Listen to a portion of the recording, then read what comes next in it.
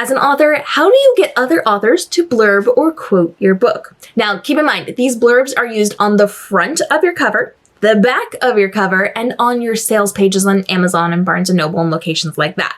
These are meant to help readers see that person's name, think, oh, I trust that author. If they like this book, I'll probably like this too because I already like that author. And so this really is a marketing thing for your book. So when you're doing this, you have to get the right person. You do not just want anybody. If you come to me and you ask me to blurb your book, but it's in a genre that I don't write, that's not going to serve you in any way. I do not bring an audience to you. I hold no credibility with an audience that is not what I write. So if you come to me and you ask me to blurb your book that is so outside of the realm of what I write, that's not going to help you in any way. That's just taking up space on your covers and on your sales page. And yes, it has a little bit of credence because, oh, another author has liked this book, but it doesn't bring you the audience that you want. It doesn't really serve you. So you're finding somebody in the same genres who are a trusted source of good content in that genre, and you're putting them as your author blurb or quote. You got to be smart about how you do this. So the first thing I recommend that you do when you are trying to get an author to blurb or quote your book is to put out a blanket call on social media. This is non-invasive. This is saying, okay, I need a blurb for my book. Who is willing to help me? You're talking to your circle, but you're not directly going to them and making them feel cornered. So the first thing I like to do is put out that blanket call. Now, when you do this, you're going to give your title, you're going to give your blurb, and you're going to give your tropes, and more importantly, you're going to give your audience. Tell us who the audience is, because again, it goes back to finding someone who's relevant. You want to make sure that your audiences are going to cross over. Their readers need to like your book. And if their readers are not in that space, it's not going to help you with your sales. So you are going to give as much clear and specific information as possible and see who reaches out to you. Now, from there, you do have the ability to go to your author friends, but make sure you are doing it in a way that does not make them feel like they're cornered. I get asked all the time to do blurbs, and I very much feel cornered because what are you going to say? No? But oftentimes I have to say no simply because I don't have the time. Keep in mind, when it comes to this, you're going to have to give it to somebody to read your book. They're not going to blurb your book unless they've read it. They need to understand what they are reading. And then from there, they actually have to like it. So just because you go to them and say, hey, would you do this? And they have the time to do it doesn't mean they're going to like your writing. It is something where people have to feel a very strong connection to you before they're going to do it. Or it has to be something where they're going to be coming to you through their publisher. So if you're a traditionally published author, your publisher will go to somebody else in that house or in a similar house and ask them to go between. You don't have to deal with it. But also you can pay authors to do this because you're compensating their time. You're not paying necessarily for their blurb. You are paying for their time to stop what they're doing to read your book. How long does it take you to read a novel? Hours, right? It could take you at minimum like a day. For some people, it's going to take a week or two. And that time spent reading your book to blurb it, to be nice, takes away from them being able to write their own books. So it's a big, massive trade. That can be a little bit of a problem. So compensating their time is absolutely something that you can consider doing. Now, again, when you are doing this, you need to be able to give multiple outs, because if they read your book and don't like it, that's a problem, right? You don't want them to have to come back and say, well, I don't really like your book. So there are some fail safes that you can put into place. You give them multiple outs. You could ask multiple people and say, hey, listen, I would like to give you this. If you like it, please send me a blurb back. Or if you have the time to read it, please send it back. There's a lot of conversations you can have, and you have to decide how you're going to do this. But be aware that this can put a strain on your friendships, it can put a strain on your working relationships, and it can leave you hanging if you do not do this properly. So you are going to be able to then put your calls out on social media to your circles. You are going to be able to put a call out to your friends that go directly to them.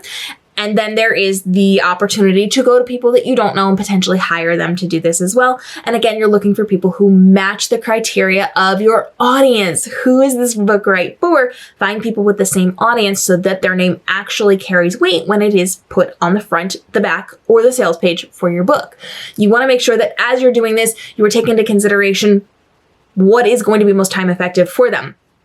So give them information when you send them their book. If you are in agreement with them that they are going to read your book and they're going to blurb it, now you have the opportunity to help them along the way. So what's going to be helpful? Listing the tropes, giving some of the important talking points. You're not telling them what to say, but you're saying, here's the type of things that I'm looking for. I am looking to communicate to my audience about the fact that it's an adventurous book, or it's quick, fast-paced, or I am looking to communicate that it is good for people who like this genre. You're going to be very clear about what you are focusing on for this, because this really and truly is a sales pitch. This is part of how you're marketing your book.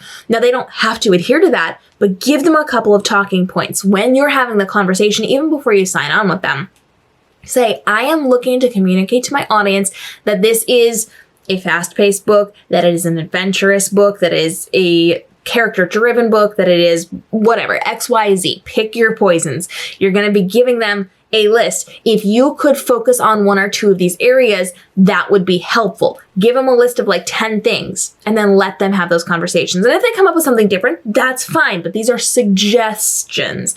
And this will be, if you give them the suggestions up front, this will enable them to be tracking that as they are going through your writing. So if you specifically say, I want to lean into the fact that this is a fast-paced book with lots of twists and turns, they're going to be actively and engagingly looking for those while they're reading through your story. So you want to be very mindful of that, so that giving them that information up front, they can start ticking these things off in their mind. They're going to be more likely to see them, more likely to follow those threads, and more likely to then lean into those, whether or not that is what they're going to focus on. They're going to have that in their mindset and be looking for those keynote things to then be talking about.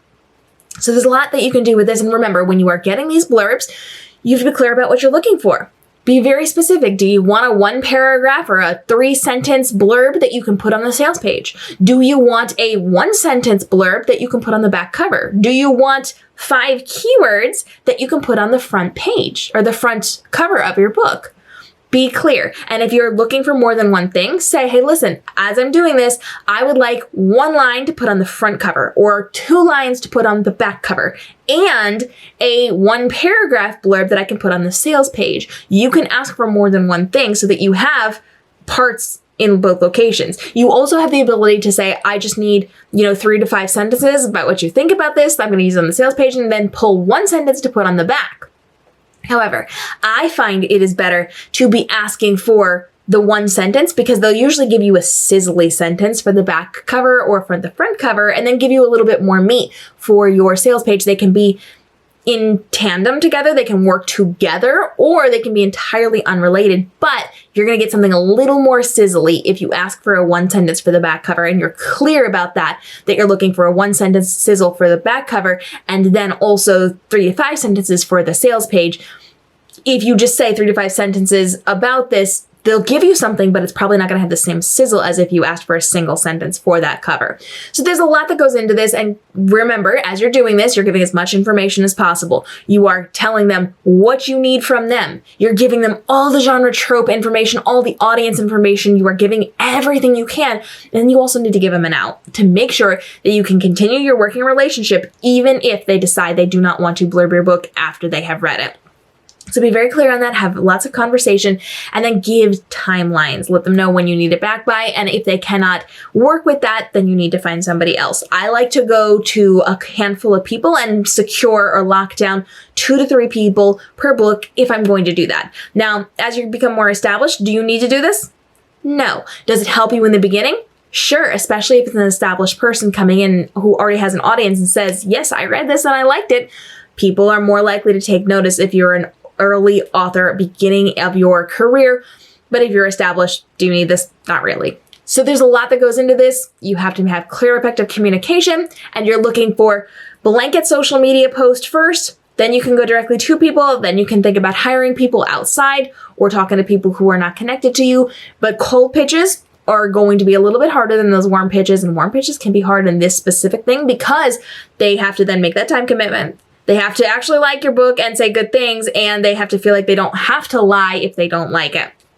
So there is a whole world of politics to navigate on the backside of getting those author blurbs and quotes for your book, but you absolutely can do it, and it just means a lot of legwork for you. You should be aiming to do this several months before your book comes out. So between the time that you are completely done with your book and your book comes out, you need to have several months in between those to give it to people. You can also hand it to people saying, this is not the fully edited version, we're still finishing things up, but this gives you the idea of the storyline. Please comment on that and not the poor grammar in there or not the typos in there. If you are doing something that is quick release or rapid release and you're just writing and releasing, you're not getting blurbs. It is simply not fair to ask people to do this very, very quickly, or you need to set it up months in advance and say, okay, I will have it to you on this day. I need it back by this day. Do you have these 2 weeks in which to read and to blurb? Have those conversations up front and see what you can do from there. And do not lean heavily into this or on this.